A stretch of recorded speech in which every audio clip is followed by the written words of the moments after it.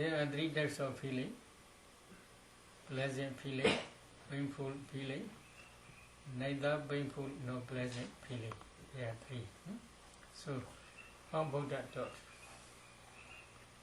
Katincha bhikkhu bhikkhu Virana su virana nupasi viharade. Bhikkhus or a bhikkhu avoids contemplating feelings as feeling. Ida bhikkhu bhikkhu Sukha va virana viryamana sukha virana viryamiti pajanati. Dukkha va virana viryamana dukkha virana viryamiti pajanati. Adukha masukha va virana viryamana adukha masukha virana viryamiti pajanati. So three types. In this Buddha's dispensation, a bhikkhu avoids when experiencing pleasant feeling, he understands, I am experiencing pleasant feeling. When experiencing painful feeling, he understands, I am experiencing painful feeling. When experiencing neither painful nor pleasant feeling, he understands, I am experiencing neither painful nor pleasant feeling. Neither painful nor pleasant feeling means neutral feeling only. Upekha. So, there are three types of feeling: pleasant feeling, painful feeling, and neither painful nor pleasant feeling. If you want to contemplate this contemplation of feeling, Virananupasana, how you should practice? So there are very important three questions mentioned in commentary. Who feels? This is very important. No one feels any feeling. There is no one who feels any feeling. Then, whose is the feeling? Not of any being or any person. Owing to what is the feeling, there is the feeling. Owing to what, there is the feeling. How will you answer? Owing to the impingement of base and object, feeling rise. For example, now you are meditating diligently. If you sit for a long time, painful feeling here appears. This place is called Bhatto. In your Bhatto, there are many painful feelings. If you want to contemplate this painful feeling, how you should contemplate? First, you should already understand the whole body is composed with ultimate materiality. In other words, you must already discern ultimate materiality. Why? The teaching system you should try to understand. In Mahasri Prana Sutta, now we are discussing about Mahasri Prana Sutta. First section, first chapter is Kayanupasana. In Kayanupasana, Buddha taught number one, mindfulness of breathing, up to fourth jhana stage. Then, discerning ultimate materiality, discerning ultimate mentality, etc. Step by step Buddha taught. So, number one, you must discern. You must already discern ultimate materiality. Because of the impingement of base and object, feeling rise. So, you must first try base to understand base. Number two, you must try to understand object. For example, here in your buttock, there is painful feeling. You should try to understand base in that place. In that place, what base? First, you must try to discern 4 elements throughout the body. If you discern 4 elements throughout the body systematically, when your concentration develops further, you can see small particles or color bars. In this area, there are also many uncountable color bars, numerous color bars. Among these color bars, there is body transparent element or body decade color bars. These color bars, if you analyze each color bar, there are 10 types of materiality. Earth element, water element, fire element, weight element, color, odor, flavor, nutritive acid, light faculty, and body transparent sensitivity or body transparent element. This is transparent because like glass, it is transparent. So because of this reason, Buddha taught this is transparent sensitivity, body sensitivity or body transparent element. First, you should try this phase. If you can discern this phase, there are numerous these color bars. So, if you analyze these color bars, you can see this phase. First, you must discern this phase. Then, secondly, you should discern object. Why painful feeling here? There are tangible objects. Tangible objects are 3. Earth element, fire element, weight element. Now, please try to touch. You can feel hardness, roughness, heaviness, or softness, smoothness, lightness. This is earth element. You can feel heat or coldness. This is fire element. You can feel pushing and supporting. This is weight element. These 3 elements are tangible objects. But flow and cohesion you cannot feel by touching, because they are not the object of touching consciousness. They are the object of mind consciousness. So you cannot feel cohesion and flowing. But these 3 objects are tangible objects. Among these 3, one element may be in excess. For example, hardness may be in excess, or heat may be in excess, or pushing may be very strong. If you carefully discern, then you can see this strong, powerful element. When that element gets to the body sensitivity, body base, or body transparent element, then because of this impingement, painful feeling appear. Here. But if you do not understand here ultimate materialities, you cannot discern color bars, or cannot analyze color bars, and you cannot see ultimate materiality. In the same way, if you cannot discern the object, if there are a group of small particles, among these particles, maybe earth element may be very strong and excess. When it's impinged to that body transparent element, at that time, painful feeling may appear.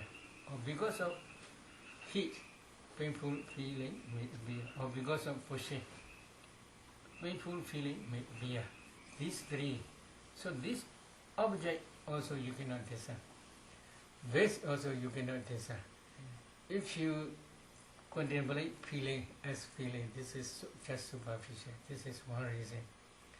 Another reason is when you are contemplating feeling, you should not contemplate only feeling. Feeling alone cannot arise. Feeling arises with associated mental formations together. So, when you are paying attention in this area, according to Abhidhamma, Siddhanta Susila explained body to cognitive process. In body to cognitive process, number 1, phyto-adverting consciousness. Number 2, body consciousness.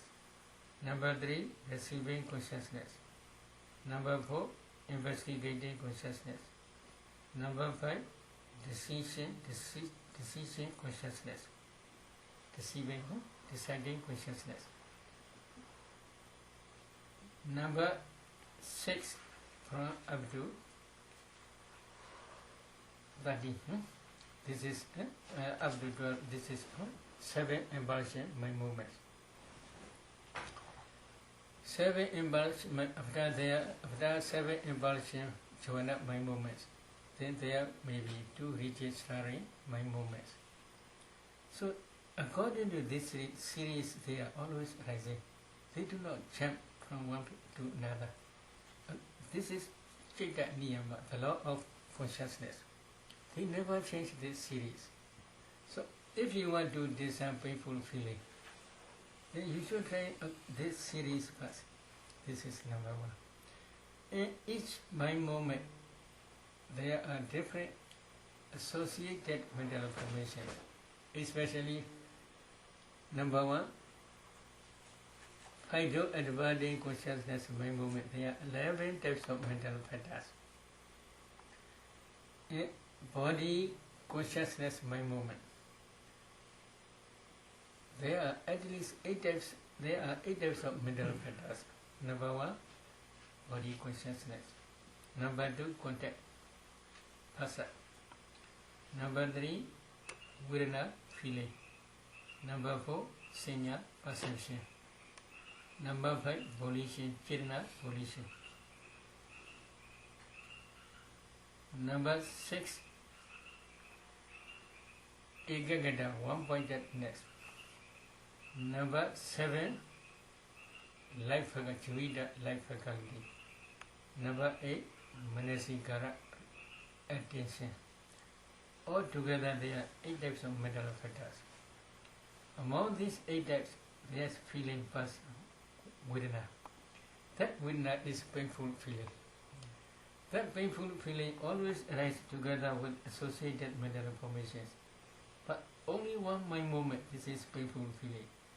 In hydro-advancing consciousness mind moment precedes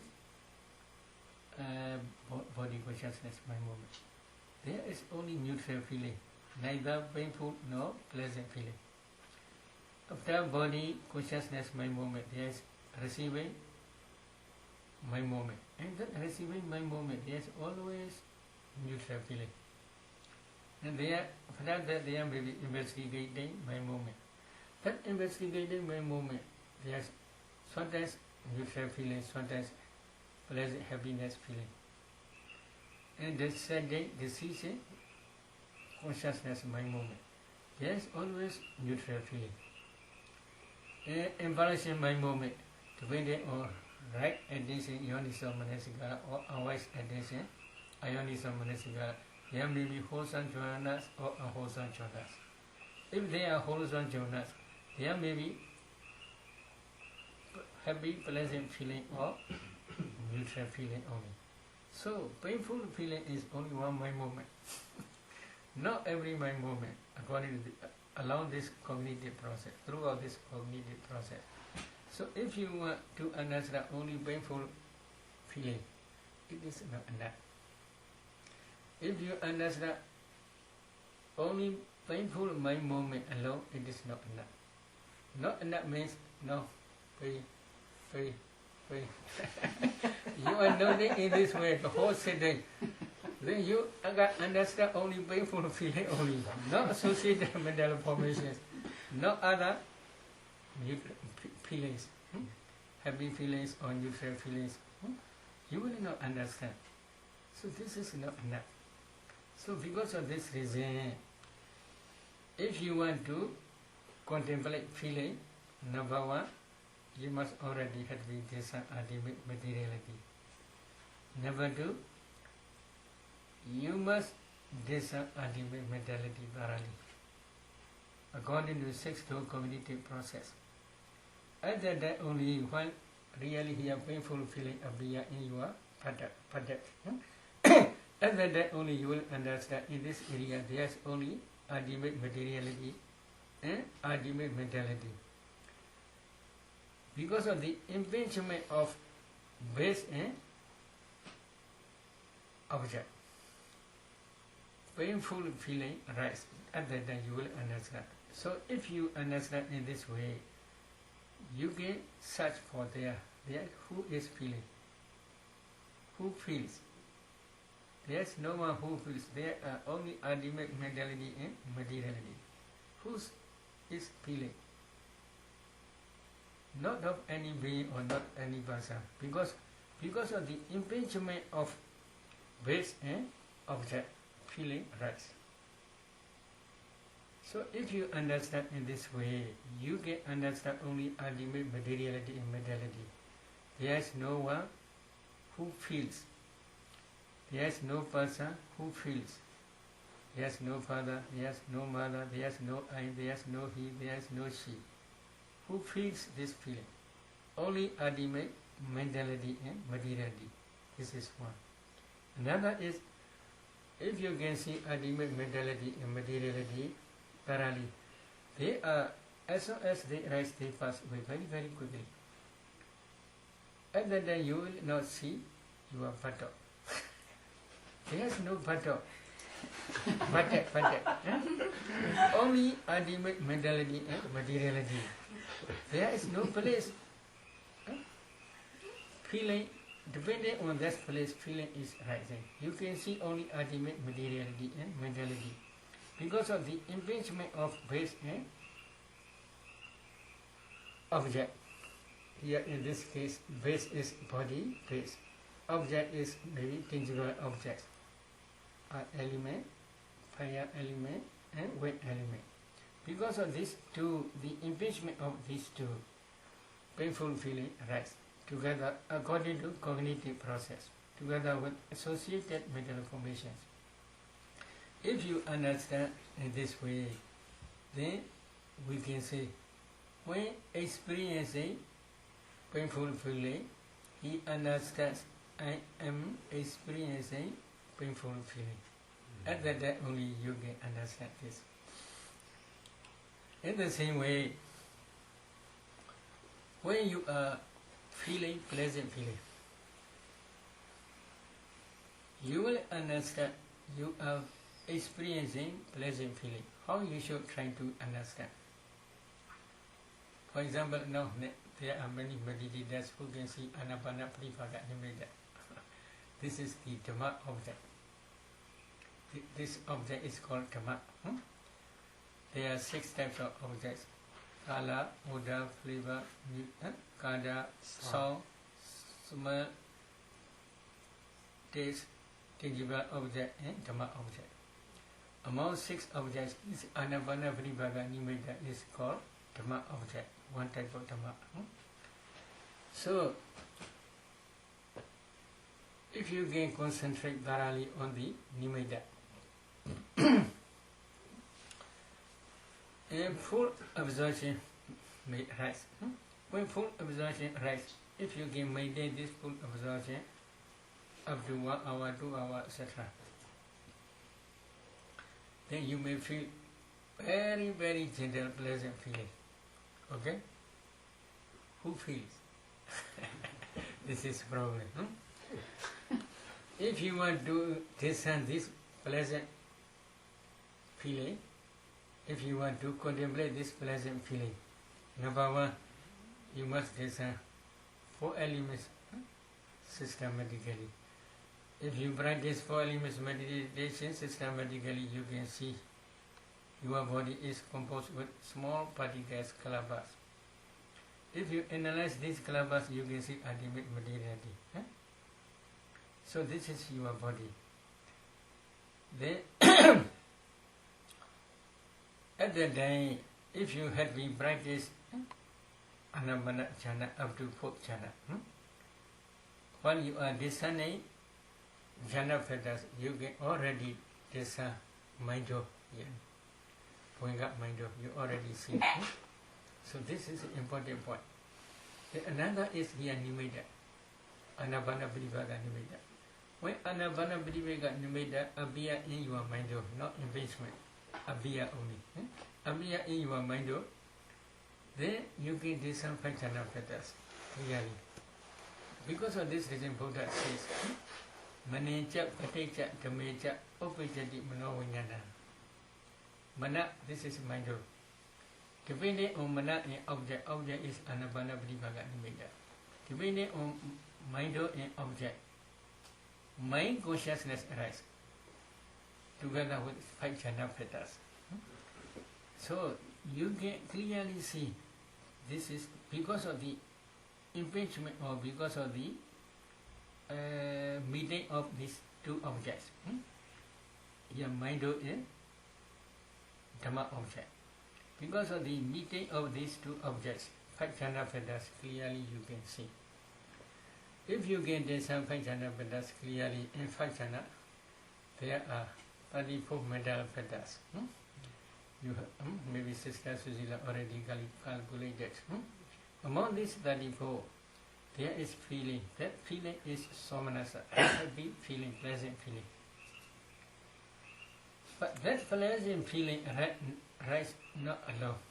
It arises together with associated mental formations. How many mental formations? In five jhana there are 34 mental formations together with happy feeling or pleasant feeling. So, if you can discern this ultimate mentality, then again you must discern ultimate materiality, especially heart-based. Depending on heart-based, these jhana dhammas arise in the place of pointer.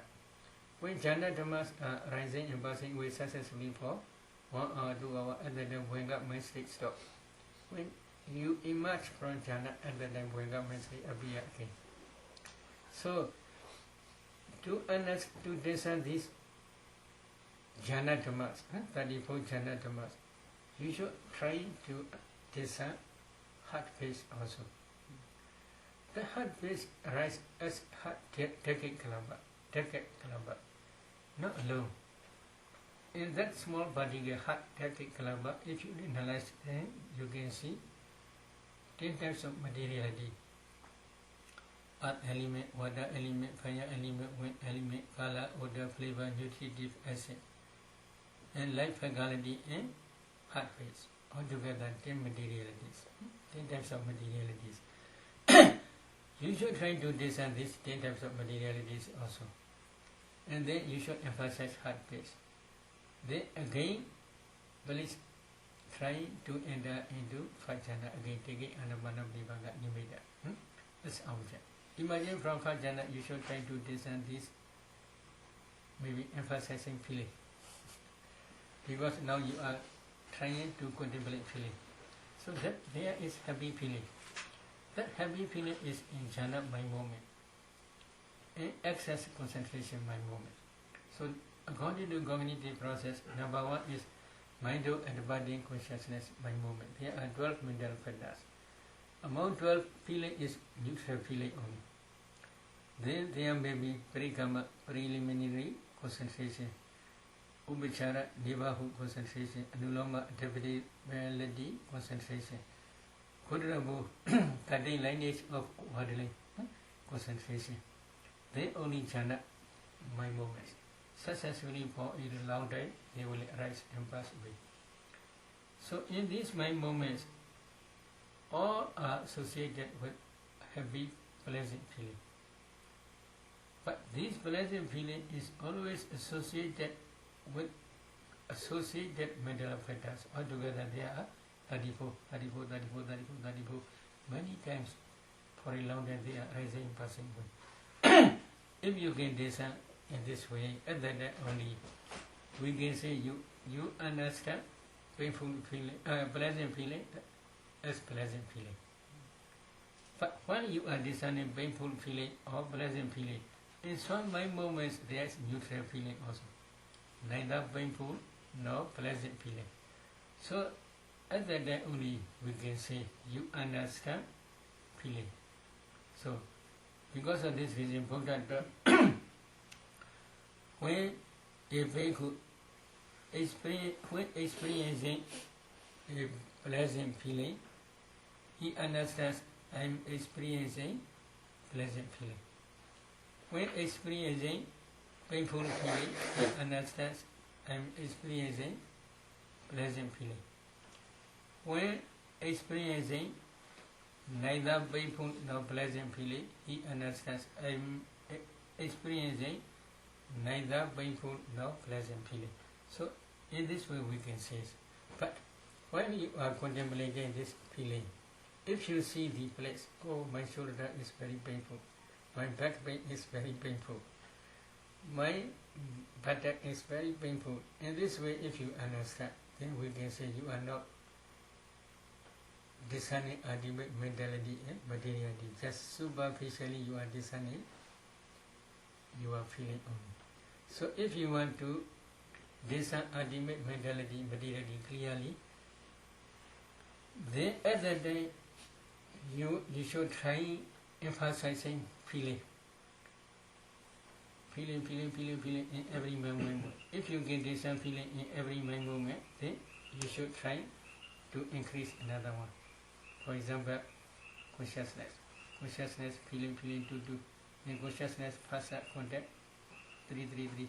Consciousness, phasa, vedana, feeling, 3. Then consciousness, phasa, vedana, senya, perception, 4. In this way, slowly you must try to discern every moment. Slowly increase one by one, up to 34. After that only you will understand ultimate materiality, ultimate mentality only.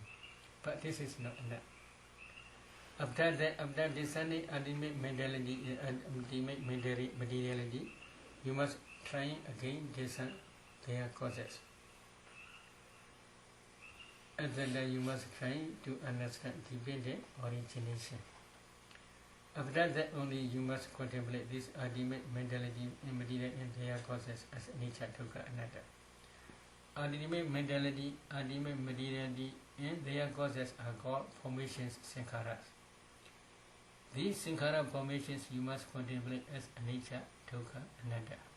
Sarve sankhara anicca. All formations are anicca, impermanent. Everything is impermanent. Sarve sankhara dukkha. All formations are dukkha. What is dukkha? This dukkha is very wide meaning. I want to explain a little bit more. Do is maybe reversible, but you do not like reversible. But Buddha says do is reversible. Kochita, reversible. Ka is space. Space means here in this case very wide meaning. Very wide meaning means in this case full of whiteness. Whiteness means here if you pay attention to ultimate materiality, as soon as they rise, they pass away. They change to whiteness. If space, if you touch, can you touch space? No, whiteness, there's nothing. In the same way, in this ultimate mentality, there's nothing. They are reversible only. There's nothing means there's no permanent nature. There's no happiness, sukha. There's no beauty, sukha. There is no self-atta. They are voidness, void of nature, void of sukha, void of sukha, void of atta. They are nothing. So as soon as they rise, they pass away very, very quickly. So they are reversible. Because of this reason, Buddha gave this name dukkha. Another meaning is always they are oppressed by rising and passing away. Because of this reason, they are dukkha. Maybe now there are some meditators who are entering into jhana. When they are entering into jhana, they feel happiness, sukha. But this sukha also Buddha says dukkha. Why? Only standing face, this is sukha. After that they perish away. It becomes dukkha. So even jhana dhammas also Buddha gave dukkha. Why? They are also always oppressed by rising and passing away. For a long time you can maintain your jhana concentration 1 hour, 2 hours. But if you can see ultimate materiality within this 1 hour, 2 hours, they are successfully arising in passing away many times. So if they are, as soon as they arise, they pass away quickly. Can we say this is Sukha? We cannot say it disappears. We want to say it disappears. We want to say it disappears. Not standing for a long time, not existing for a long time. So because of this reason, Janatamas also in other words they are Sukha, it is true. But only existing place they are Sukha. When they perish away, they are becoming Dukkha. So because of this reason, you must contemplate them as nature as well as Dukkha. And then there is no permanent entity, no permanent substance in them. So they are anatta. So to understand clearly this meaning, commentary mentions one story. Chidila Babada. Chidila Babada monastery is in Sri Lanka, very famous monastery in ancient time. There are more than 20,000 arahats stay one time there. So many caves now still there. Natural caves, not artificial caves. More than 100 caves are there still now. So they are dwelling in these caves. Among these caves, there is one Mahathira. Mahathira is elder, they call. One day he was sick because of stomach problem, bowel problem, many problems, maybe what element is attacking inside too much. So he cannot sit for a long time and he sleep. While he is sleeping, Utsha, when it's attacking too much, so he is turning from one side to another.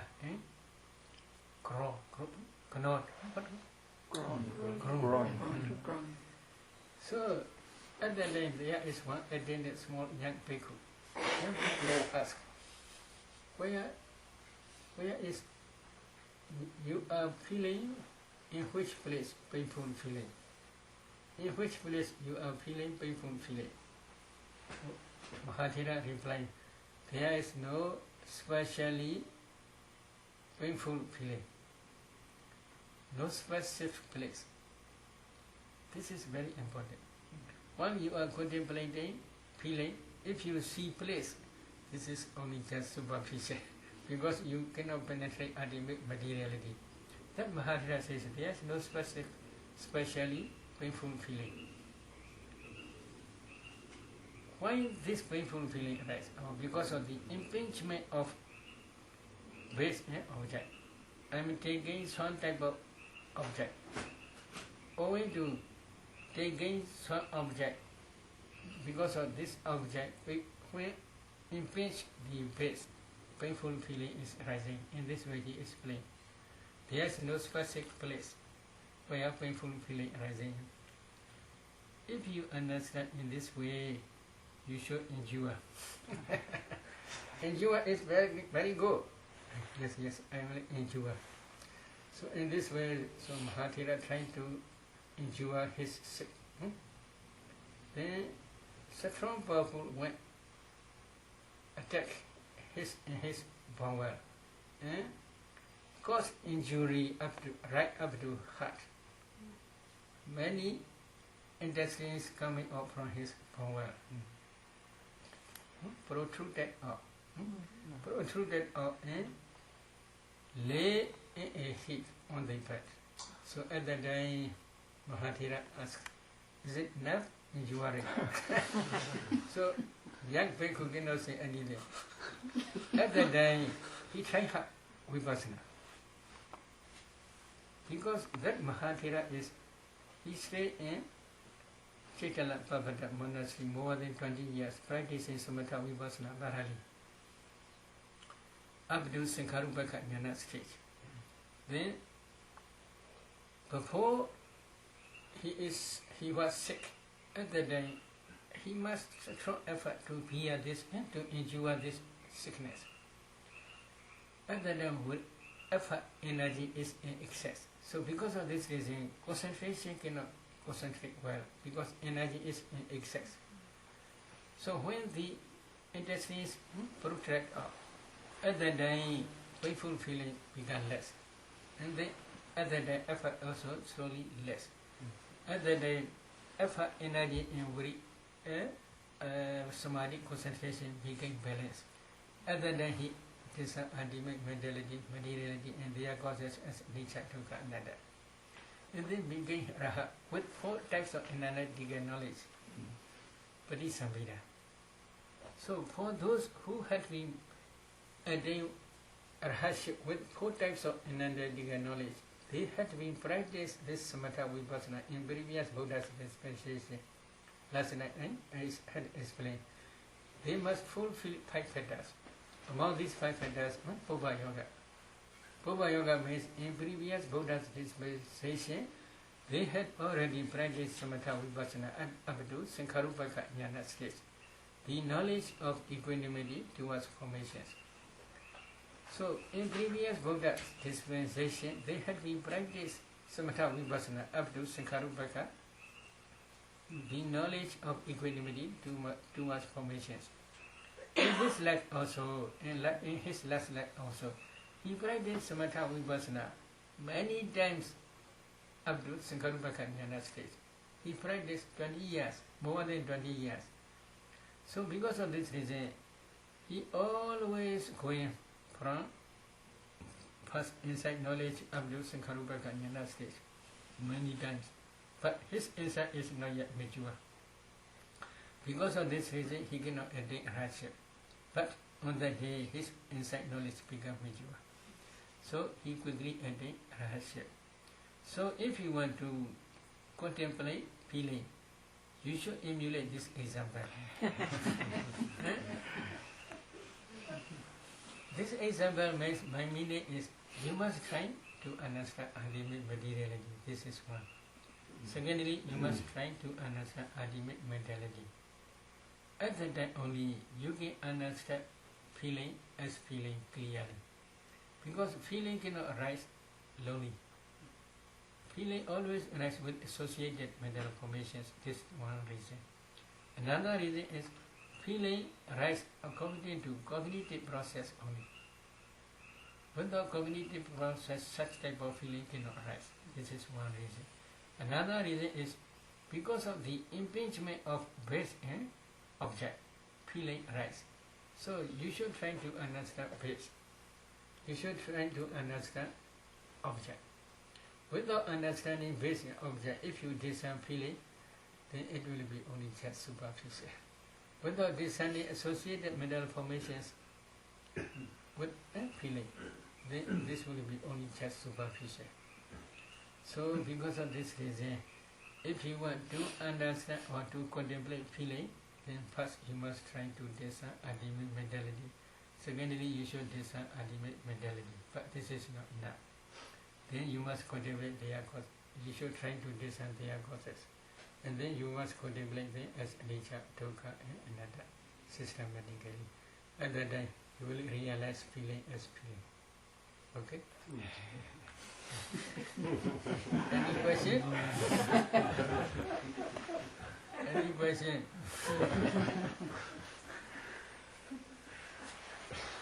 I have a pain in my back, but I didn't know it was so complicated.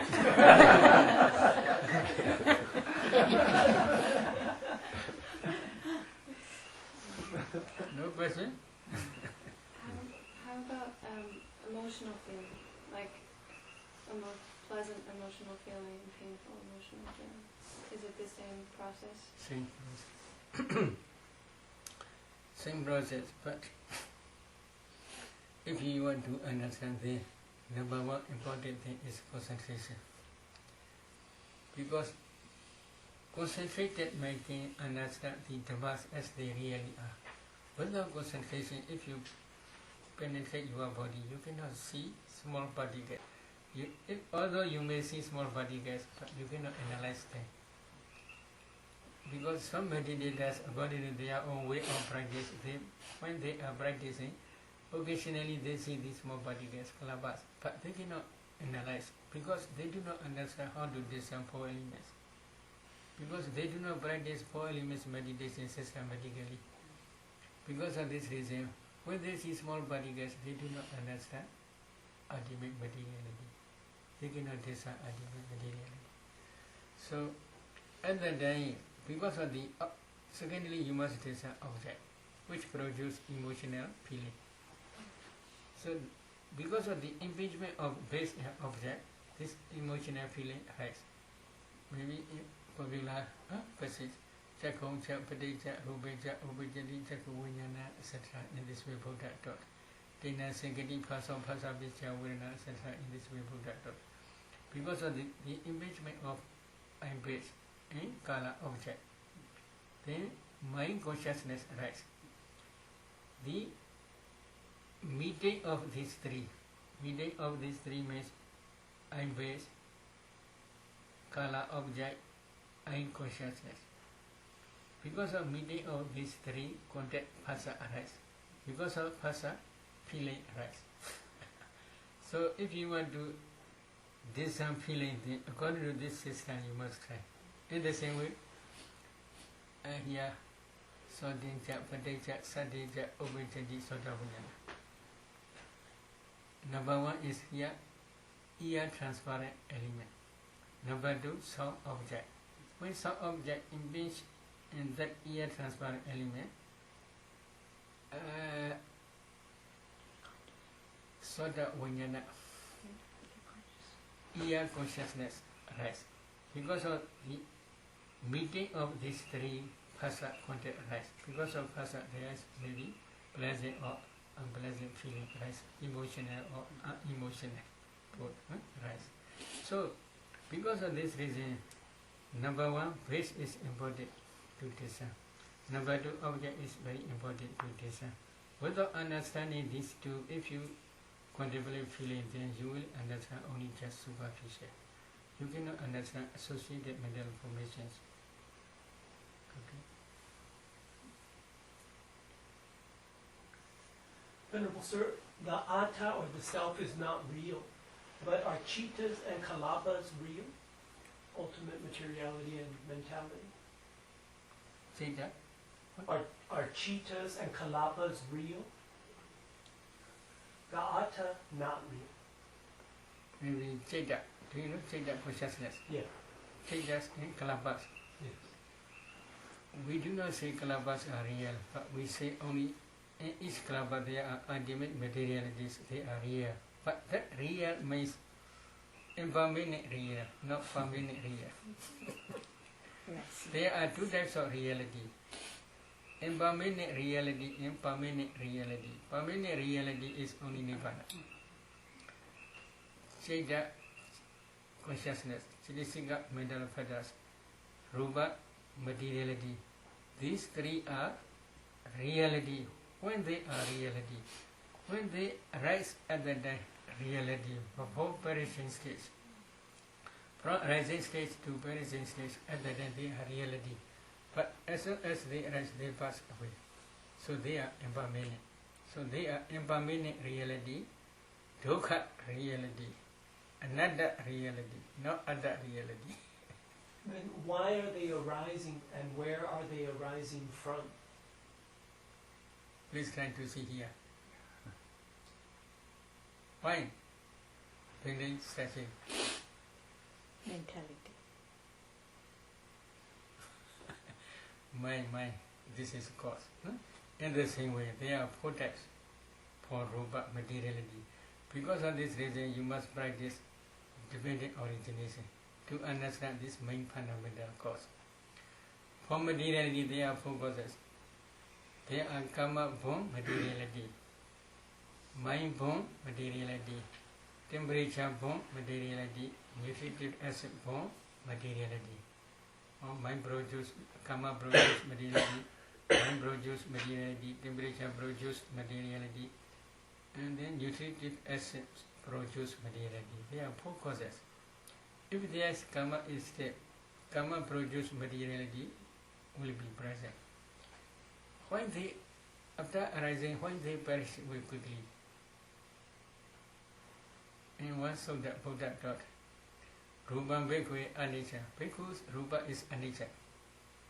Yobi hedu, yobi vichya rupasa upadaya sobi anicca. There is cause and condition to arise Rupa. This cause and condition also nature and permanent. How Rupa can be permanent? Really it is also impermanent. Because karma, you understand. Karma, what is karma? Main factor is position, chirana.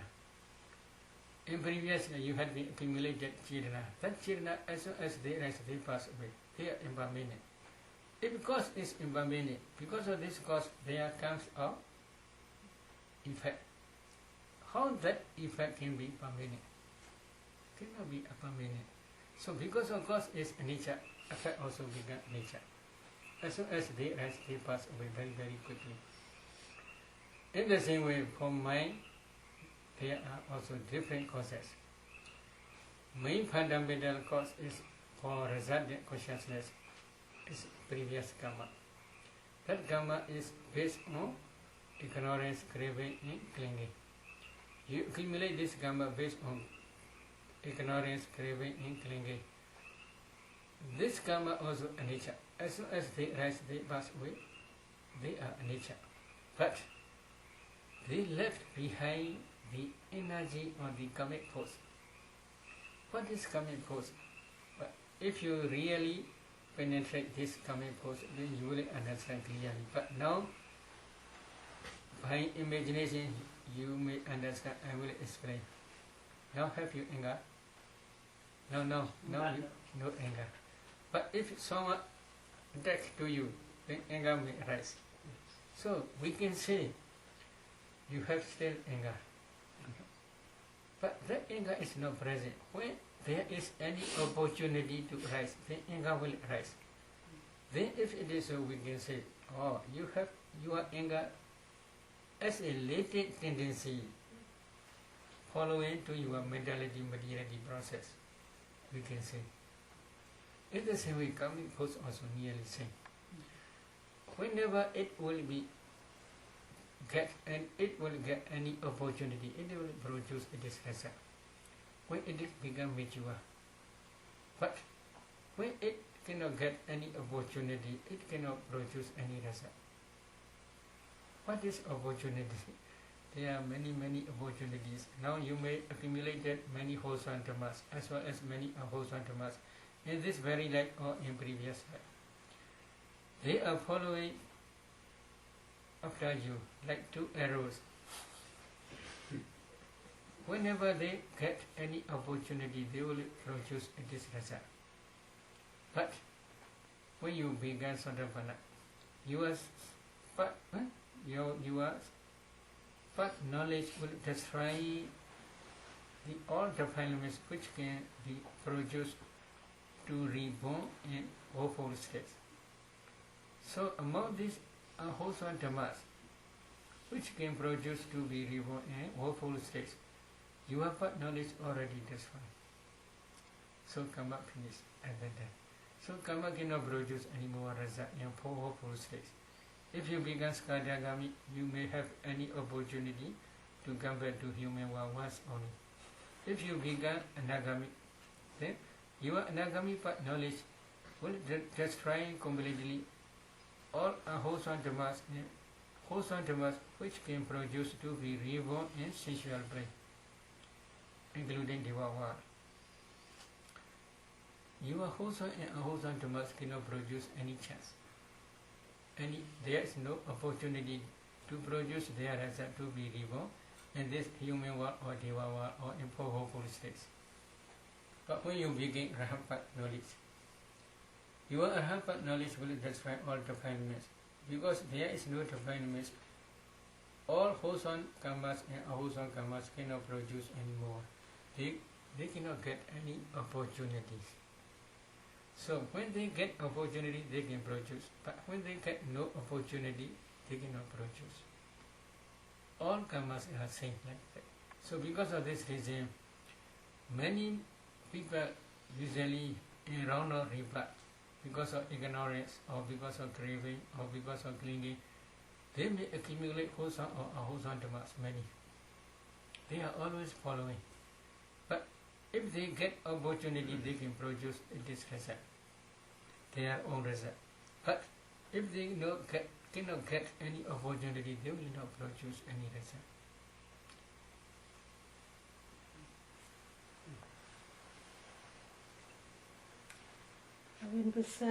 Where would you place light and sound? Light. Is it a rupa or where? Light is now when you are practicing samatha vipassana, the light is appear. Yeah. This is also rupa. But that rupa is very subtle. It's not mentioned in the kalapas. Light. Mentioned kalapas.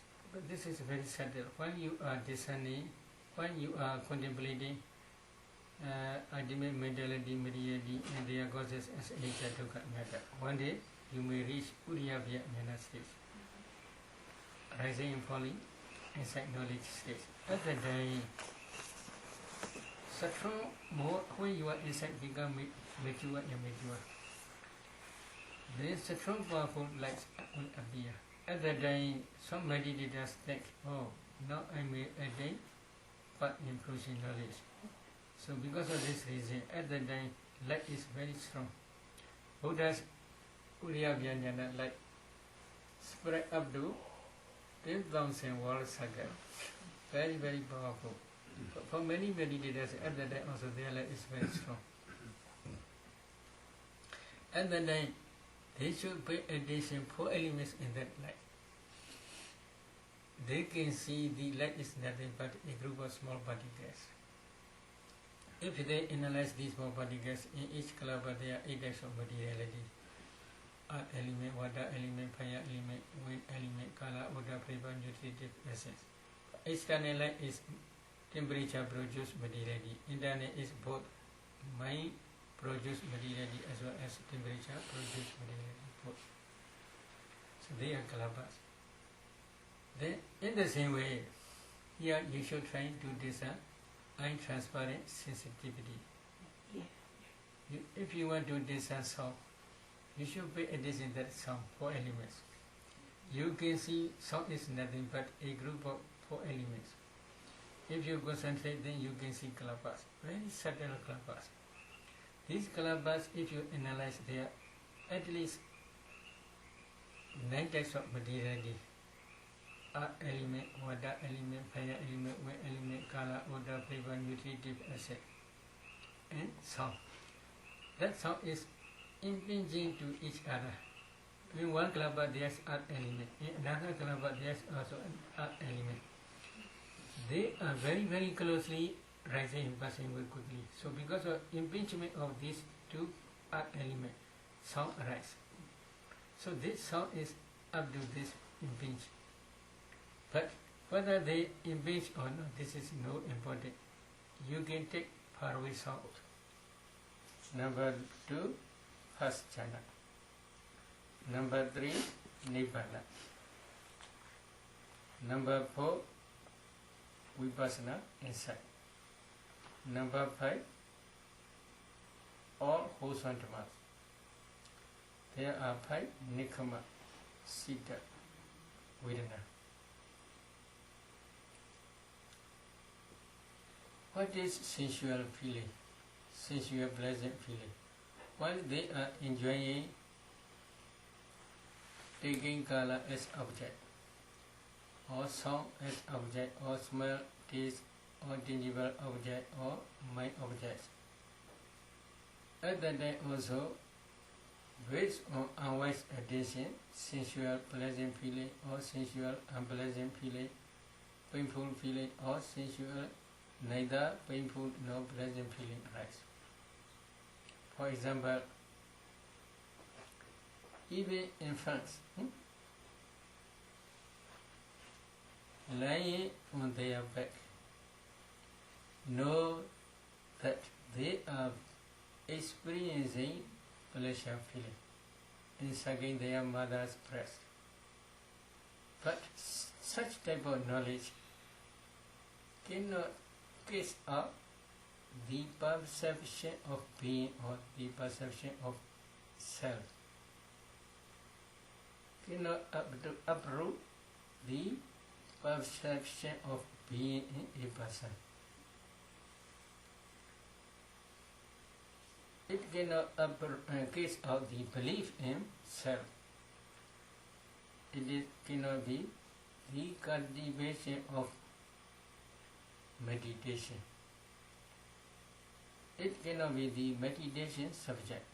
It cannot be cultivation of foundation of mindfulness, Satipatthana Bhavana. Why? Their perception cannot trace out the belief in a being or in self. They may think this is my mother or this is my father, etc. They do not understand ultimate mentality, ultimate materiality, and their causes. And they do not understand the nature, dukkha, anatta nature of these formations. They only understand this is my mother, this is my father, etc. In the same way, in similar occasions, if a meditator understands this is I, this is he, this is she, this is father, this is mother, this is son, this is daughter, etc. Then such type of knowledge also cannot trace out the belief in self. It cannot approach the perception of being or person. It is not meditation subject. It cannot become the cultivation of foundation of Satipatthana, mindfulness. It cannot be Satipatthana Bhavana. So, when you are practicing meditation subject, especially Vipassana, you should first try to understand ultimate mentality, ultimate materiality, and their causes. After that, you must contemplate these formations as nature, dukkha, anatta. At that time only, such type of knowledge can be traced out the belief in self, because as long as these formations, when you investigate these formations, in these formations there is no self. Why? As soon as they arise, they pass away very, very quickly. There is no permanent substance, permanent entity in these formations. So, if you can contemplate these formations as nature, dukkha, anatta, then belief in self can catch up. This insight knowledge can catch up the belief in self. This insight knowledge approaches the perception of being. Why? There at that time, we see only ultimate mentality, ultimate materiality and their causes. They are always successfully rising and passing away.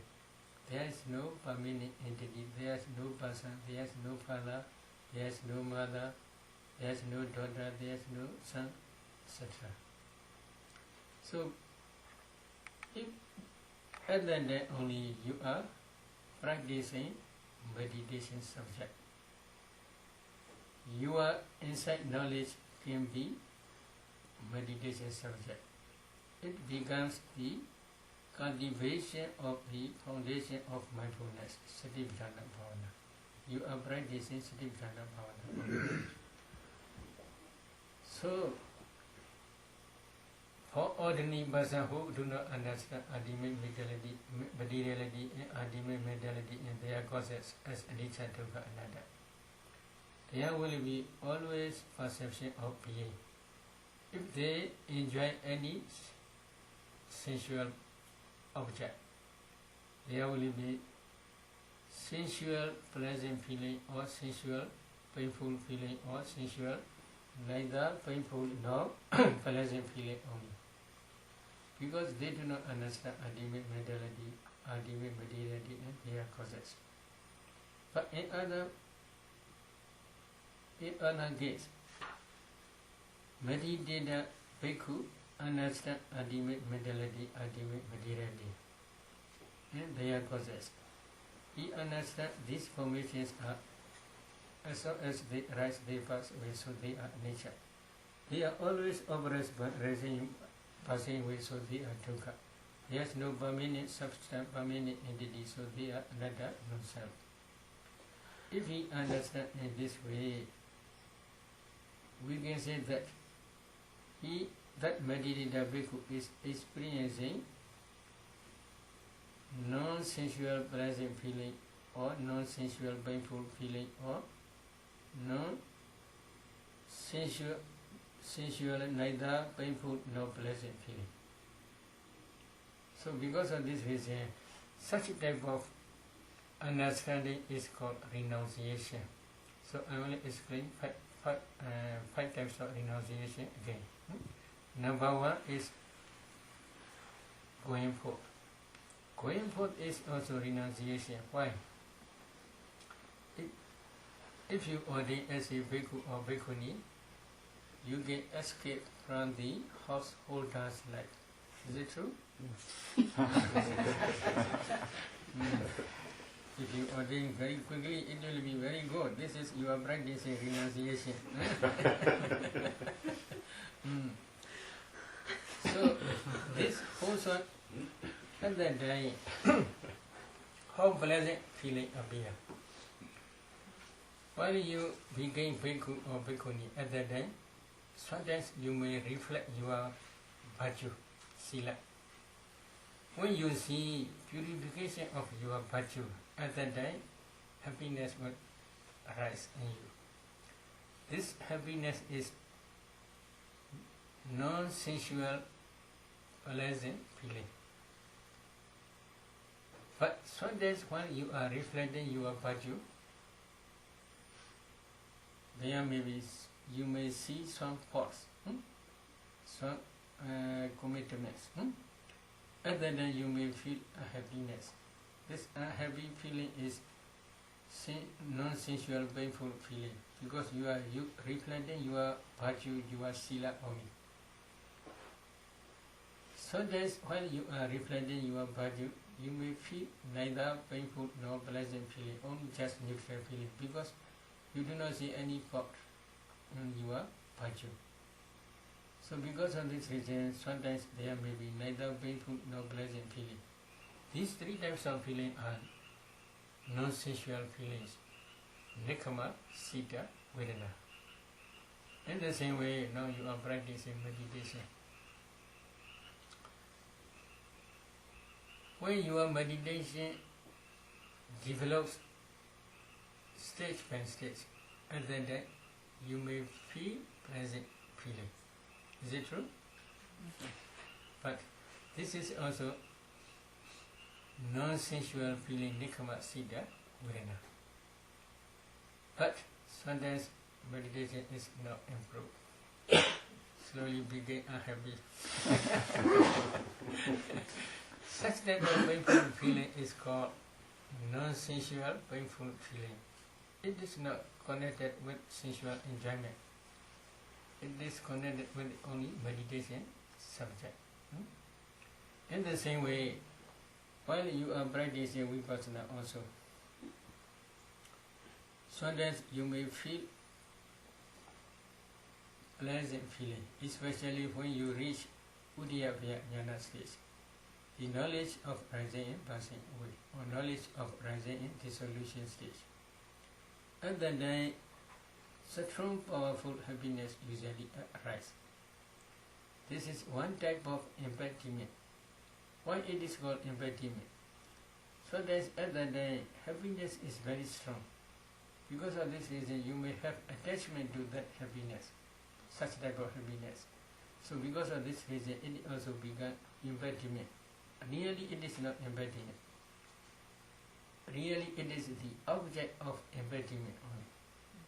The object of the embodiment means if you have attachment to that happiness, the happiness is the object of attachment. Because of this reason, it is also called embodiment only, but it is not really embodiment. But if you have no attachment to that happiness, this is not embodiment. This is natural. In the same way, when you are meditating, sometimes there may be painful unhappiness feelings. Because of your insight knowledge improve slowly or decrease. Because of this reason, sometimes you may have a happy feeling. Oh, today it is not good to meditate. Many wandering minds, I cannot control my mind. In this way you inform. So at that time you feel unhappiness. Such type of unhappiness is called non-sensual painful feeling. Sometimes when you are meditating, neither painful nor pleasant feeling rise. Why? They are straight neutral feelings. Again and again you are practicing.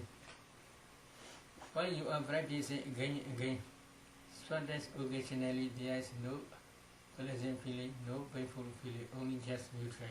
You can maintain your concentration only, or you can continue your insight only. So because of this reason, sometimes there may be neutral feeling also. Such type of feeling is called non-sensual feeling. In this case, while you are going forth, this is also called renunciation. Another is first jhana. When you are practicing anapana or any kasina or any samatha meditation object, if you attain first jhana, this first jhana also called renunciation. Why? It is the main cause to escape from the sensual world. If you can maintain this jhana up to that moment, then after that, it is sure you will attain Brahma. You will be reborn in Brahma because of this jhana. So this jhana also called renunciation because it is the fundamental cause to escape from the sensual world. This is one type. The other jhanas also not called nikama, renunciation. Others are also called renunciation, but it is include number 5 or wholesome dhammas. Number 5 group. So, if you practice immaterial jhanas, you will escape from the 5 material world and also not only sensual world. If you can maintain this jhana up to that moment, then you will attain immaterial world. You will be reborn in material world. So it is also renunciation because it is the fundamental cause to escape from the 5 material world or sensual world and 5 material world. So they are also called renunciation. But it is included in the number 5 group. The number 2 is first jhana. The number 3 is nirvana. Nirvana also renunciation. Why it is called renunciation? It is the main fundamental cause to escape from the round of rebirth.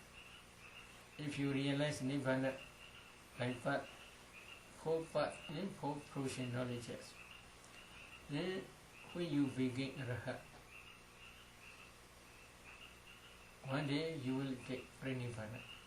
At the pranirvana time, you will escape from all round of rebirths. Why? Because of nirvana. Taking nirvana as object, 4 path improvement knowledges arise systematically, stage by stage. These 4 path improvement knowledges realize nirvana. When you take pranirvana, at that time you will attain that nirvana.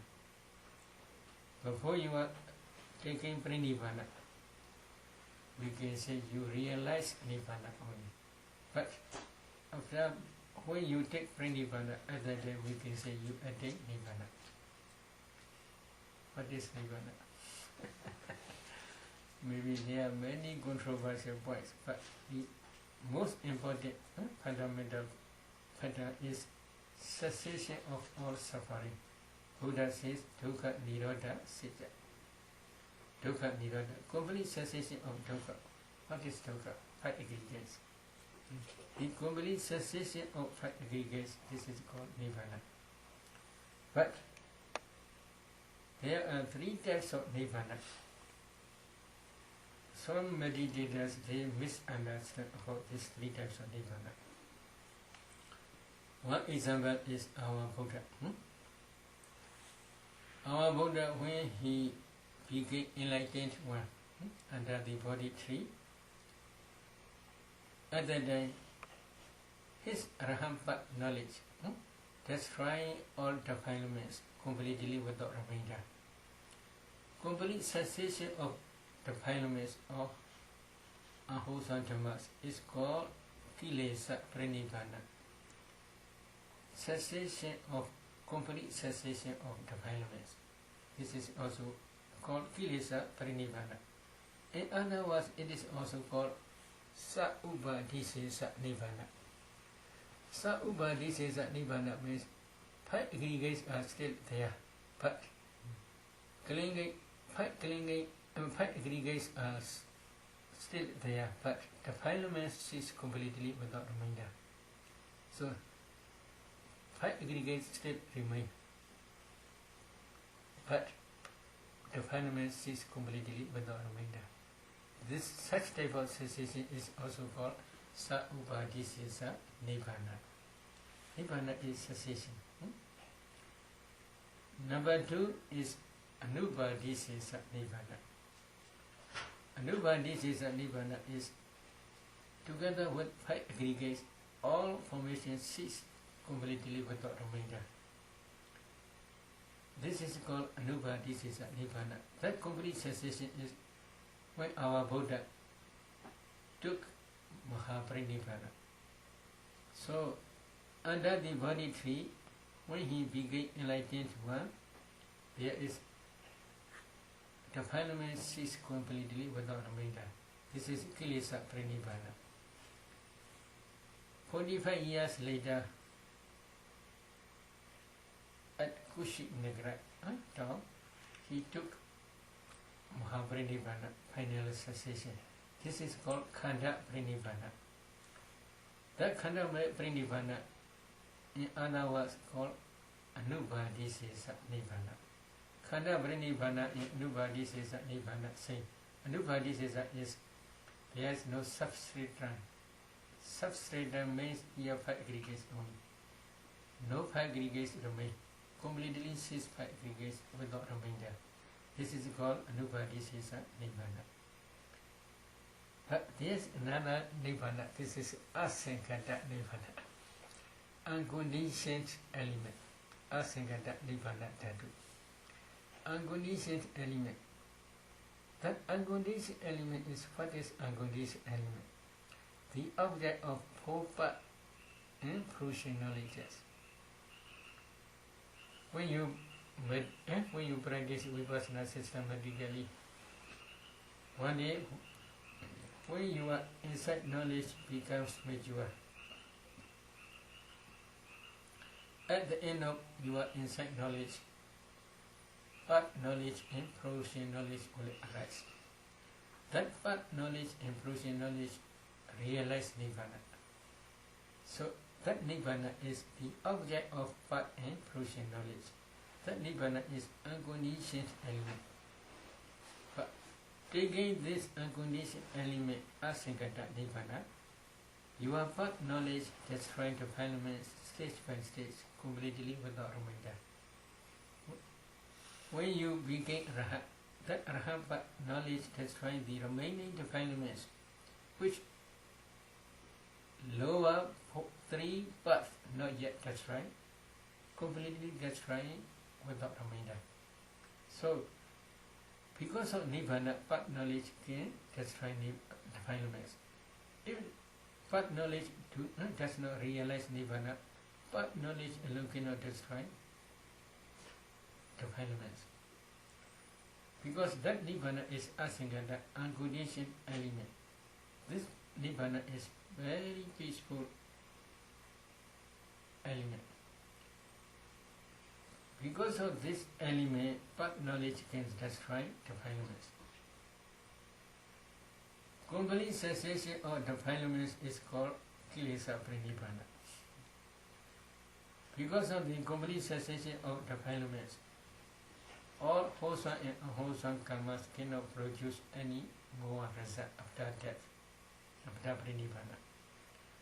Their energy to produce new existence all exhausted.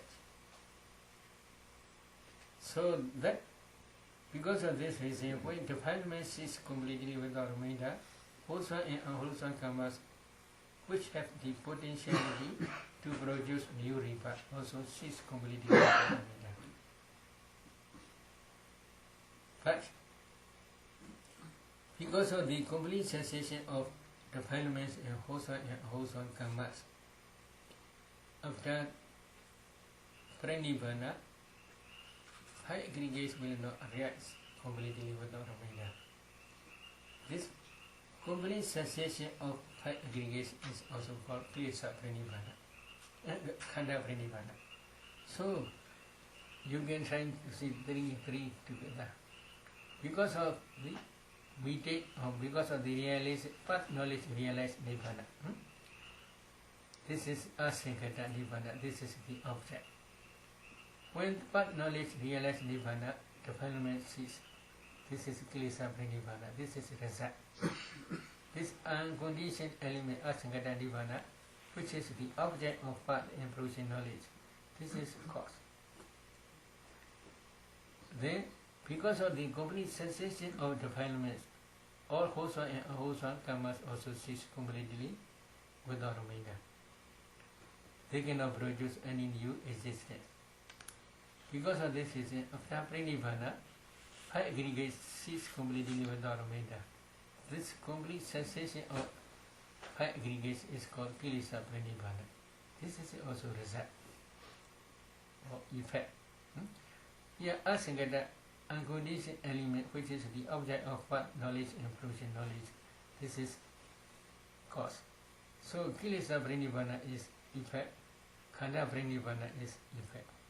Or saubhadisesa nibbana is effect, anubhadisesa nibbana also effect. What is saubhadisesa nibbana?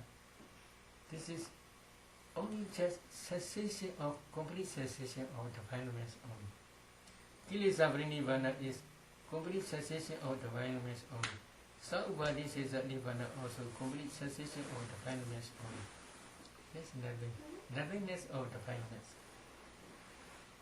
Khanda pranidhana or anubhadisesa nibbana is complete cessation of high aggregates only. Nothingness of high aggregates only. But here, the object of path and provision knowledge, which is asingata nibbana, this is always permanent. So you should distinguish these three. This asingata nibbana is also called renunciation. Why? This is main cause to escape from the round of rebirth. So when you are meditating, one day if you realize nibbana, at that time there may be pleasant feeling. That pleasant feeling is also called non-sensual pleasant feeling, nikama sita vedana. But sometimes you may have unpleasant feeling. Why? You try to realize nibbana to enter provision attainment again, but you cannot do according to your own desire. So at that time, maybe because of the lack of your knowledge, you may become a happiness. Such type of happiness also called non-sensual painful feeling. But sometimes there may be neither painful nor pleasant feeling also there may be. So they are taking nibbana as object, three types of feeling. In the same way, vipassana. Number one is going forth. Number two is first jhana. Number three is nibbana. Number four is vipassana. While you are practicing vipassana, if you get no, suppose you are practicing 4 elements meditation, when you see white form, oh, you become happy. Oh, it is true. When your concentration develops further, you can see white form. The whole body became white. It is true.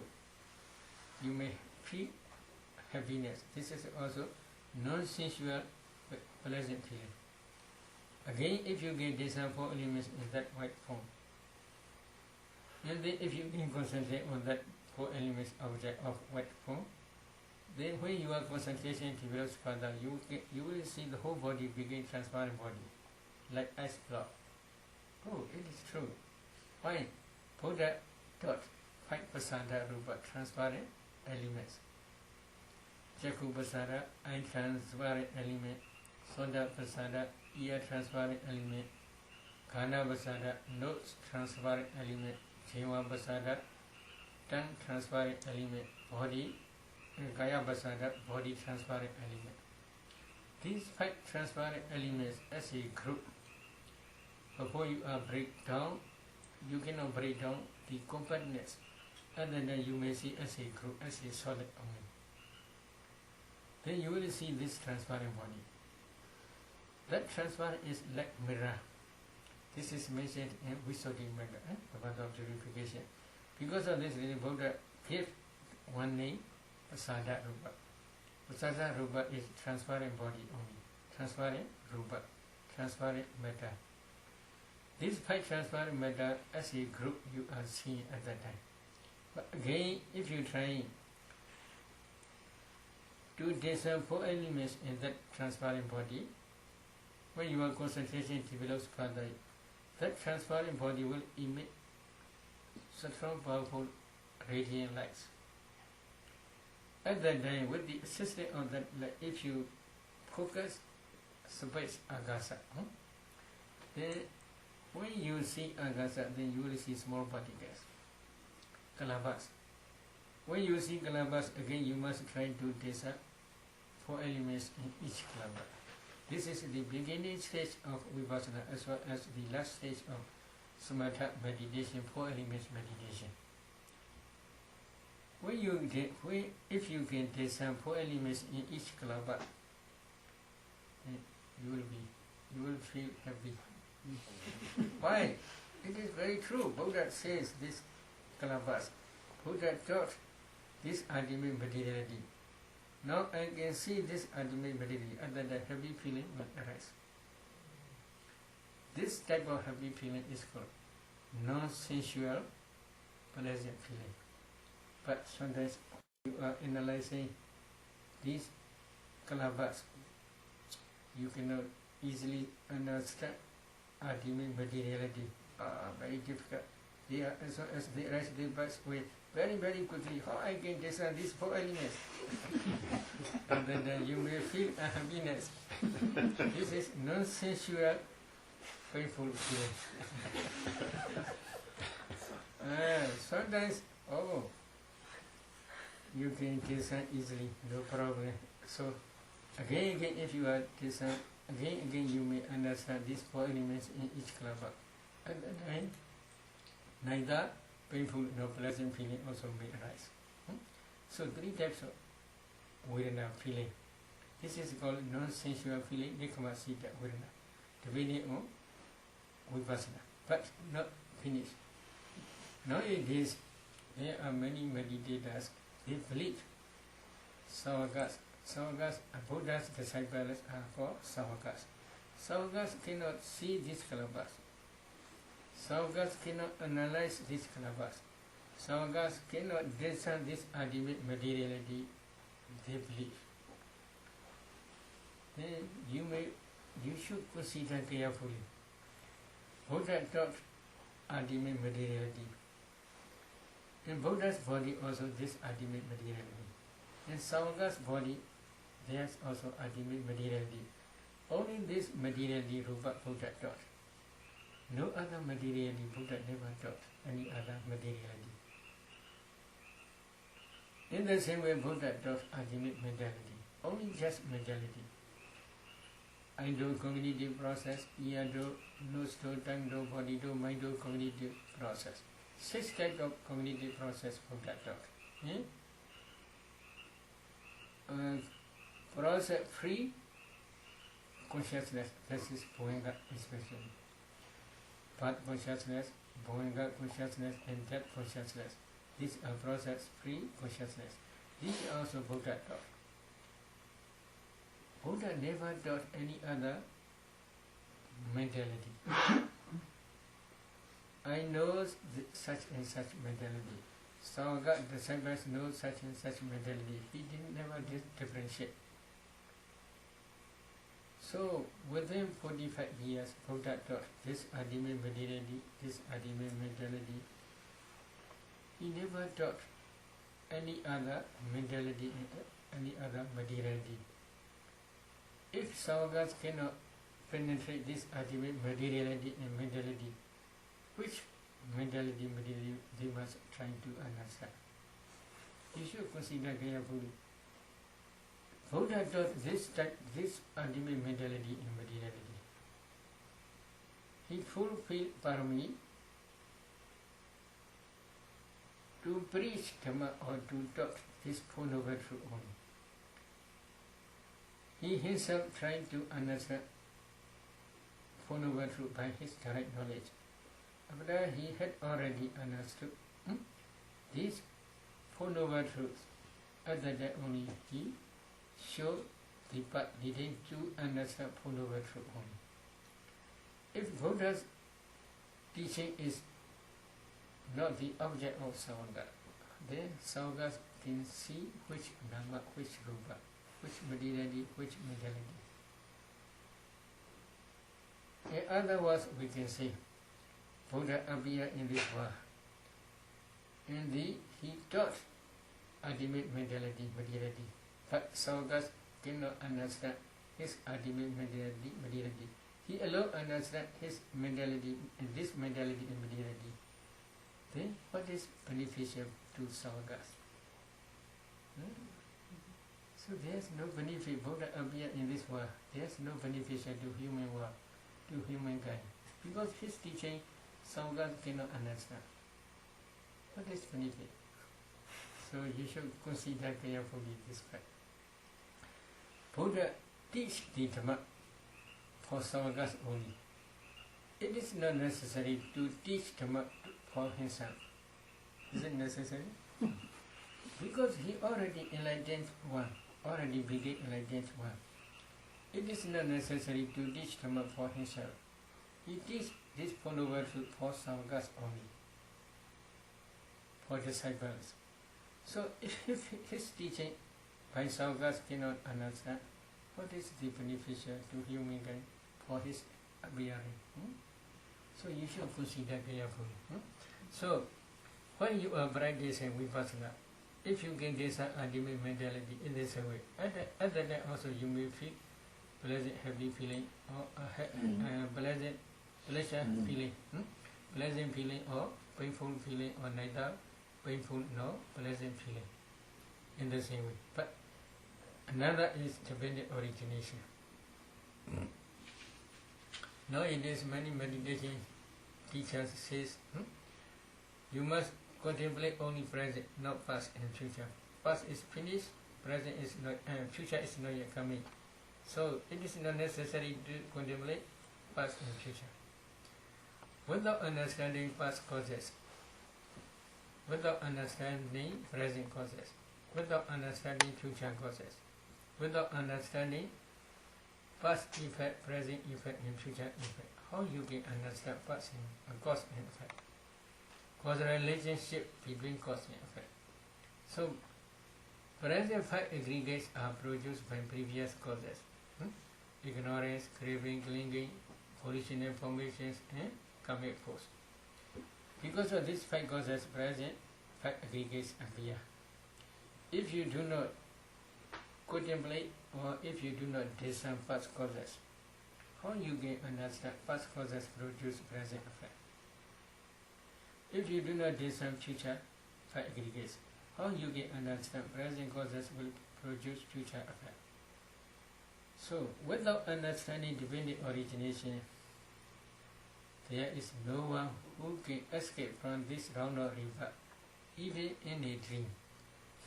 This is mentioned in Visuddhimagga commentary as well as Samaha Vinyodhini commentary. Quoting Buddha's passage, in Mahadinanda Sutta, Buddha explained in this way. So in Mahadinanda Sutta, Buddha says, without understanding the dependent origination by Anubodha Jnana and Padiveda Jnana, you cannot escape from the round of river. In this way, Buddha directly explained to the Venerable Ananda. What is Anubodha Jnana? What is Padiveda Jnana? In this case, Anubodha Jnana means Nama Rupa Parichita Jnana and Picha Brika Jnana. Nama Rupa Parichita Jnana means analyzing ultimate mentality and materiality. Picha Brika Jnana means discerning cause and effect, especially dependent origination. So this is called Anubodha Jnana. Padiveda Jnana is all vipassana insight knowledge. Yes. So, if you do not understand this dependent origination by Anubodha Jnana and Padiveda Jnana, you cannot escape from the round of river. You cannot escape from the woeful states. In this way, Buddha taught in Mahanidana Sutta. Mahanidana Sutta is in Tika Nikaya. So, because of this reason, quoting this passage, commentaries explain, without understanding the dependent origination, there is no one who escaped from the round of river, even in a dream. In this way, they explain. So, because of this reason, if you want to escape from the round of river, second important factor is dependent origination. You must try to understand dependent origination by different types of vipassana insight. Because avijja, what is avijja? Ignorance. But avijja, ignorance cannot arise alone. Always it arises with associated mental formations. Maybe Loba Diki group, Sister Susila explained 20 mental factors. They arise together. These mental factors are mentality only. You must discern this mentality first. They arise depending on their own respective place, especially heart place. If you discern heart, then you can see there are different types of kalabas. If you analyze these kalabas, then you can see ultimate materiality. This discerning ultimate materiality, ultimate mentality only. In the same way, volitional formations. There are 34 mental formations, maybe 34 yesterday also explained. These 34 mental formations are called volitional formations. They also arise depending on their base. So base is nothing but ultimate materiality. And then these 34 mental formations are ultimate mentality. So there is ultimate mentality materiality only. So you must try to discern this ultimate mentality materiality. This is Nama Rupa Parichita Jnana, analyzing ultimate mentality and materiality.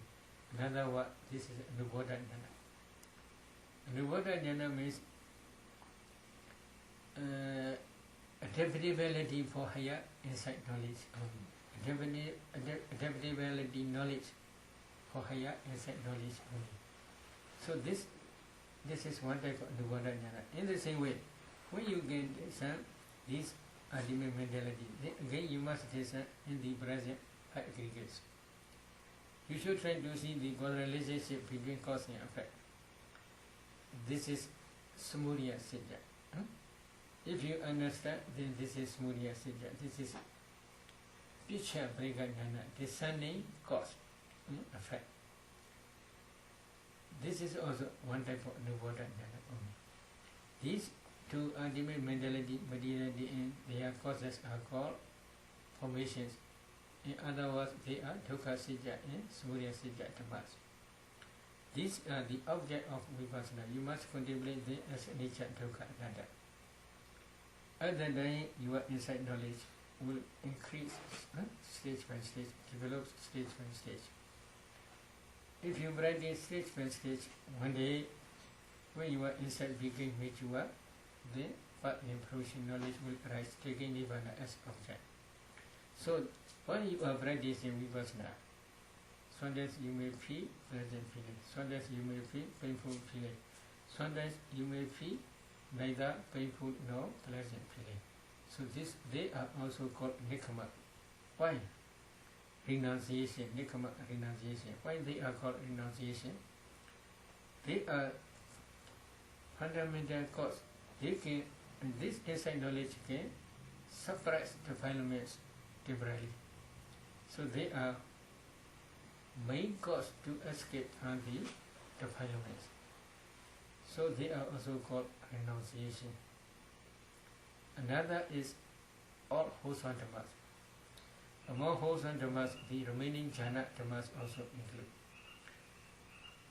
observing sila, generosity, jhana, sila, all include. Before jhana stage, you must practice daily. Before jhana stage, there are also wholesome dhammas, they are also include. All wholesome dhammas are also nikama, renunciation. Why? They are the main cause to escape from the unwholesome dhammas. Among unwholesome dhammas, the defilements are main fundamental factors. When you practice systematically, when you accumulate wholesome dhammas systematically, one day when you realize Nibbana by path approaching knowledge, that path approaching knowledge will destroy all defilements or all unwholesome dhammas. So, because of this reason, all wholesome dhammas, including dana, sila, bhavana, all are also renunciation, nikama. They are main causes to escape from the unwholesome dhammas. Dana also one cause to escape defilement. How? Do you understand? If you donate something, for example, this one, you donate. Before donation, you may have a little bit attachment to this, but when you are donation finished, at that time you have no attachment to this property. Is it true? Yes, this is one cause to escape from attachment. In the same way, if you donate something, you have no attachment to this requisite. So this is escaping from attachment. So because of this reason, dana also one cause to escape from attachment, from defilements. In the same way, sila, you do not give. Because of this reason, desire to give nothing. You escape from the desire to give others. So this is escaping from unwholesome dhamma. You never steal to do others' property. So this is also one cause to escape from defilements. So sila also one cause to escape from different types of defilements. So they are also called renunciation. So in the same way, samatha jhanas also one cause to escape from defilements. Vipassana also one cause to escape from defilements. Nibbana also fundamental cause to escape from defilements. So because of this, they are called renunciation. While you are accumulating these 5 types of renunciation, there may be sometimes pleasure feeling, pleasant feeling. You may feel pleasant feeling. Sometimes you may feel painful feeling, unhappiness. Sometimes you may feel neither painful nor pleasant feeling. But if they are based on renunciation, nikama, painful feeling also you should accumulate. Why? There is one story, famous story. Commentary mentions one story about Mahasiva Thera. Mahasiva Thera is the leader of 18 sects in Sri Lanka. 18 sects, they translate Nikaya sects. He can recite 3 Pitakas together with commentaries, memorize or learning by heart. 3 Pitakas, now 42 books. Commentary, 16 books, very big books. He can orally memorize this all together. He teaches Dhamma. There are 60,000 disciples. His 60,000 disciples became Rahat. But he is still wandering person, Putujana. So one day, one of his disciples, who is Rahat, visit to him, asked him to meditate. Because of sense of spiritual urgency, he agreed to meditate. Without telling any disciple, he went to a forest. He meditated there with the intention, again began Arhat within few days. With such intention, he meditated diligently before rains retreat was up. But within 1 week, he cannot attain any achievement. So he decided to continue within rains retreat 3 months to attain hardship. But at the end of rains retreat, he cannot attain any achievement. He cried. Tears are coming up. Then again, he asked to himself, next rains retreat, full Monday, at the end of full Monday, I will become Rahat. Then he tried hard, diligently, but he cannot become Rahat. At the end of rains retreat, again. Then again he cried. In this way, 13 years, not 2 months. 13 years he tried hard. 13 years he tried hard. 13 years, at the end of rains retreat, he cried. So, but on that full Monday, while he is crying, at the corner of his walking path, there's one tree, one deva who stayed in that tree also crying on the corner of walking path. So night time, there's no one who cried there. He checked and he asked, who are you? Oh, I'm the deva who stayed in this tree. Why are you crying? I think if I cry, I may attain any part in truth and knowledge. At that time, he got a lot of sense of spiritual urgency. Oh, Siva, devas are also making joke to you. So you should try hard. So at that night, he tried hard. He discerned ultimate mentality, material in their consciousness, and he contemplated as Nicha Dukkha Anatta. Then before dawn, before dawn, he became Rahat at that time. So that such type of painful feeling and happiness also you should cultivate. Why? It is the main cause to meditate diligently. Because of this reason, such type of painful feeling or unhappiness feeling also you can cultivate. So you should cry.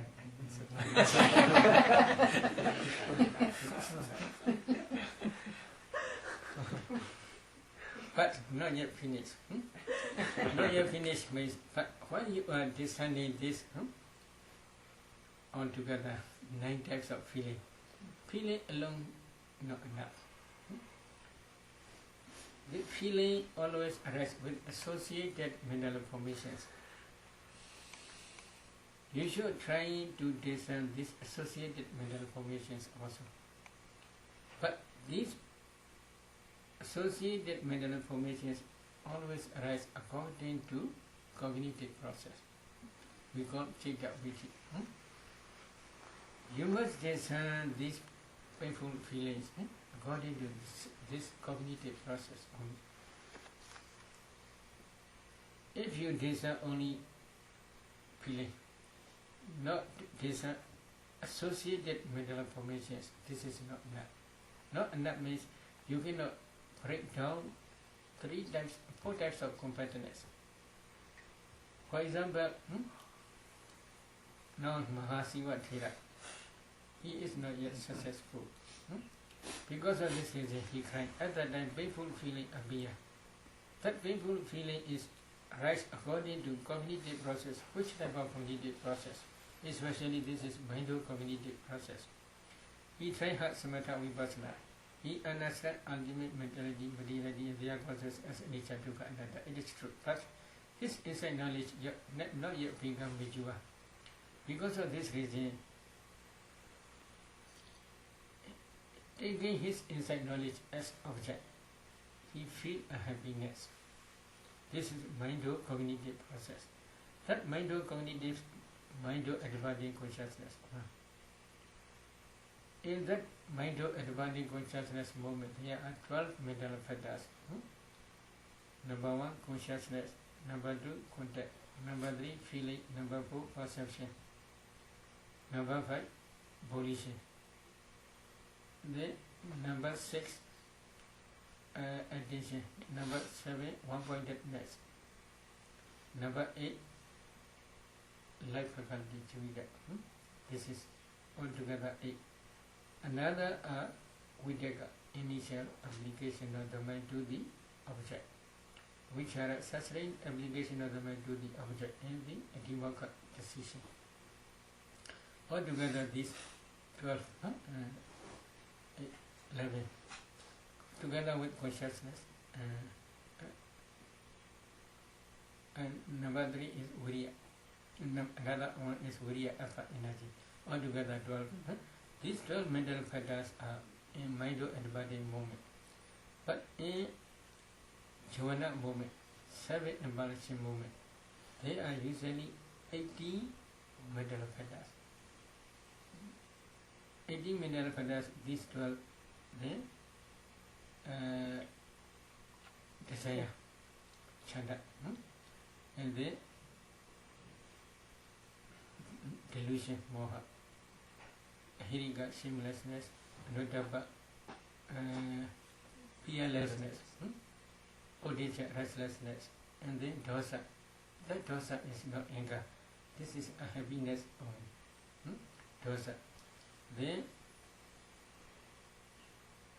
okay, altogether 18. These 18 are rise together. If you cannot discern this 18, then you cannot break down the competence. There are 4 types of competence. Here, mind-advancing consciousness, first jhana, second jhana, third jhana, fourth jhana, up to 7. If you do not see moment by moment, then you cannot break down the competence of series, santatikana. Then, if you can see moment by moment, then you must try to see there mind-advancing moment, there are 12 mental factors. In jhana mind moment, there are 80, 80, 80, 80 in this way.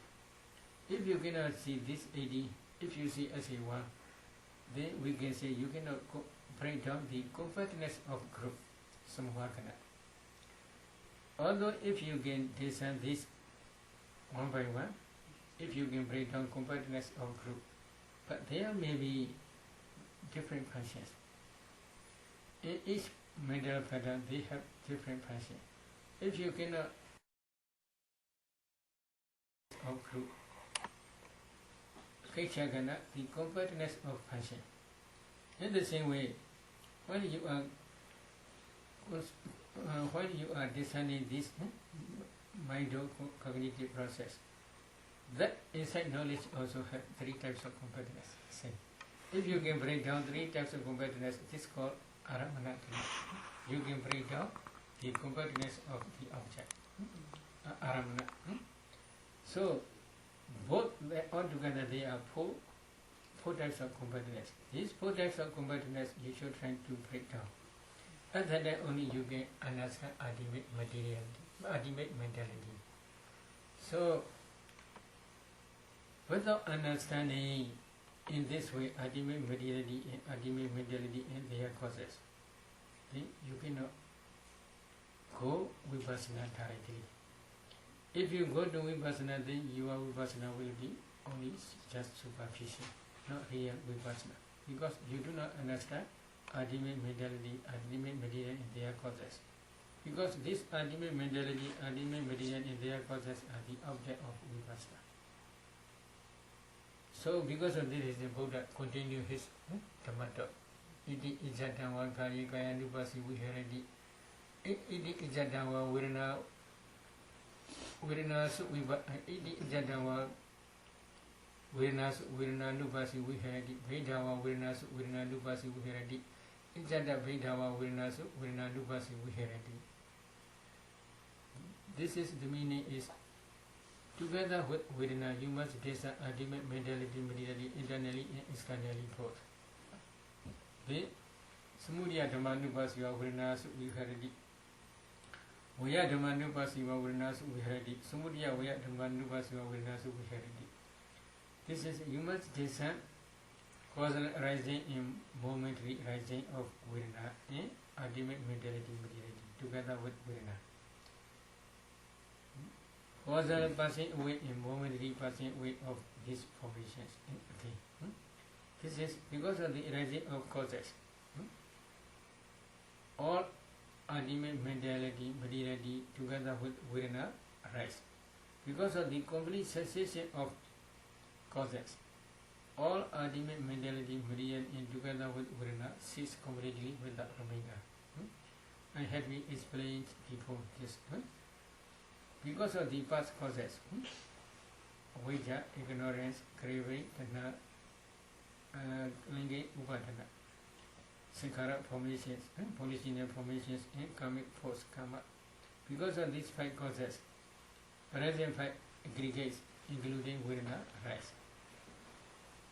But because of the complete cessation of these 5 aggregates, 5 causes, the 5 aggregates also will cease completely without remainder. When these 5 causes will cease completely without remainder, when you become Rahat only. Now you are not yet become Rahat. You are now trying only Vipassana. At that time you should try to see this complete cessation, 2 types of complete cessation. When you edit Rahat. So this cannot be present, this can be future only. Because one day you will edit Rahat if you practice systematically. At that time, all 5 causes will cease completely without remainder. Because of this complete cessation of causes, after Nirvana, 5 aggregates will cease completely without remainder. This complete cessation is only future, not present. If you cannot discern past, you cannot understand present origination. If you cannot discern future, you cannot understand complete cessation. Okay? So, in Mahasri Prana Sutta, Buddha explained, you must discern because of the arising of causes, 5 aggregates arise. Again, because of the complete cessation of causes, 5 aggregates cease completely without remainder. So, this is Vaya Dhammanupasi. So, in this way, Buddha taught, Samudya Dhammanupasi va Vedanasu Viharati.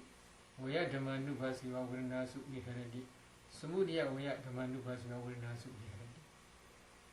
If you, in this way, if you try, then you must also contemplate the cause also nature, effect also nature. The causes are also dukkha, effects are also dukkha. The causes are also anatta, the effects are also anatta.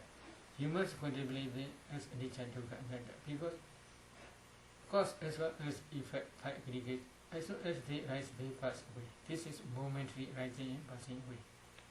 Seeing this momentary rising and passing away, you must contemplate them as nature, dukkha, anatta. At that time only your insight knowledge become mature.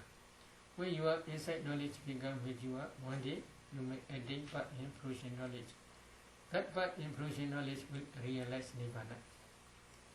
If you get practice again, then one day you may attain Rahat. At that time your Rahat part knowledge will destroy all defilements. If your defilements cease completely without remainder, your wholesome and unwholesome karmas cannot produce new existence.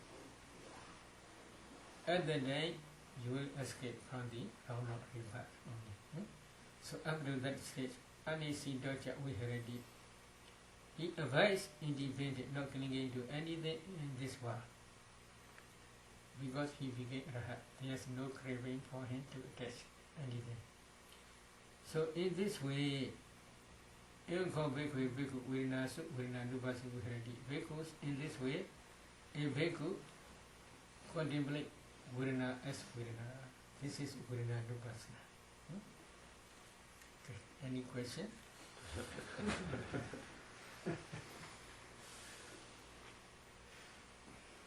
No question?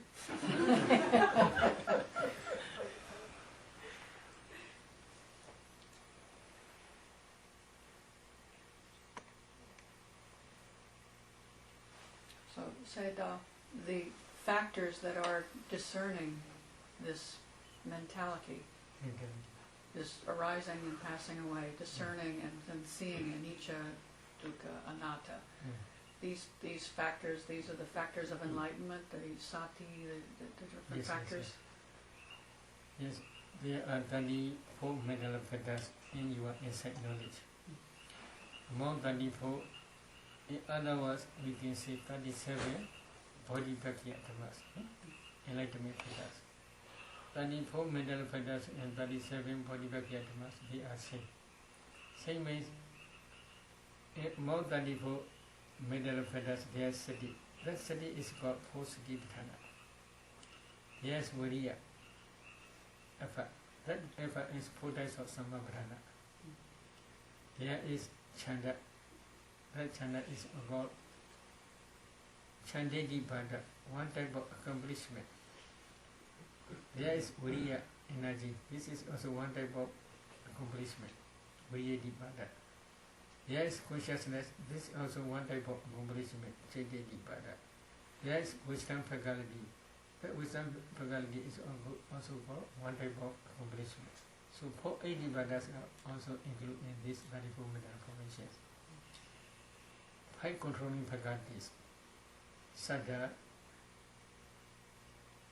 competence; viriya, effort; sati, mindfulness; samadhi, concentration; panya, wisdom faculty also include. Because this wisdom faculty understands ultimate mentality, material, and their causes as anicca, dukkha, anatta. So clearly they see. So among these 34, 5 controlling faculties are also present. When these 5 controlling faculties begin power, they are also called 5 power. So 5 power also include. And there is sati, mindfulness. This is the enlightenment factor of mindfulness. And sati sambojjhanga. There is wisdom faculty. That wisdom faculty is called dhamma vichya sambojjhanga. Enlightenment factor of investigation. Why?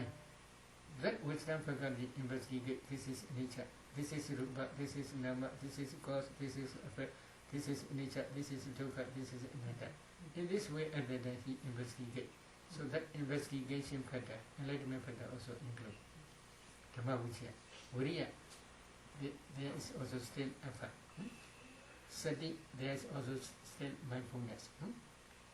Then there is also samadhi, ekaggata. There is also passaddhi, tranquility of mind. Piti, there is also piti, rapture.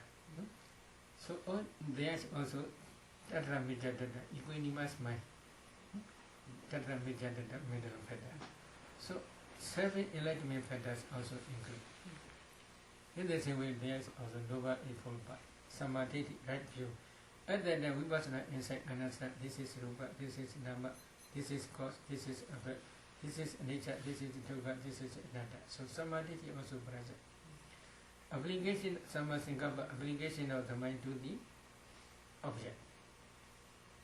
That sammasankappa sometimes applying the mind to the rupa object, sometimes to nama object, sometimes cause, sometimes effect, sometimes anicca, sometimes dukkha, sometimes anatta.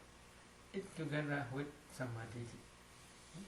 The other day, samavacha, right speech, samagamanda, right action, ajiva, right livelihood. These three are also present. Fine. Now you are meditating. Every morning you are taking observe or sila. This is observation. At that time you are abstaining from wrong speech, wrong action, wrong livelihood. So they are always present when you are meditating. So these three are also present. Then there is samavayama, this is right effort, variya. Samasati, right mindfulness. Samasmadi, right concentration.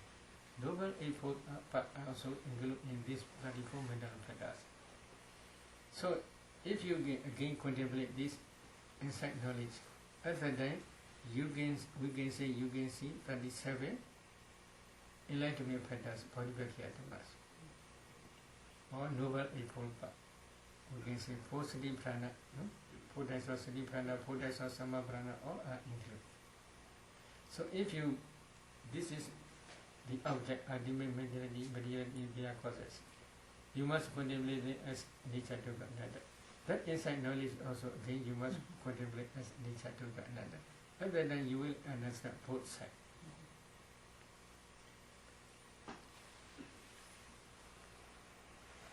No question? Okay. If there is no question, to be let us stop. Sharing merit. Idame punya, Idame punya, Asavakaya, Asavakaya, Mahahodu, Mahahodu, Idame punya, Idame punya, Nibbanasa, Nibbanasa, Pachayo, Pachayo, Hodu, Idame punya, Idame punya, Savassadana, Savasatana, Vajima, Vajema, Kisabe, Tesabe, Mesama, Mesama, Punya Baga, Punya Baga, Labandu, Labantu,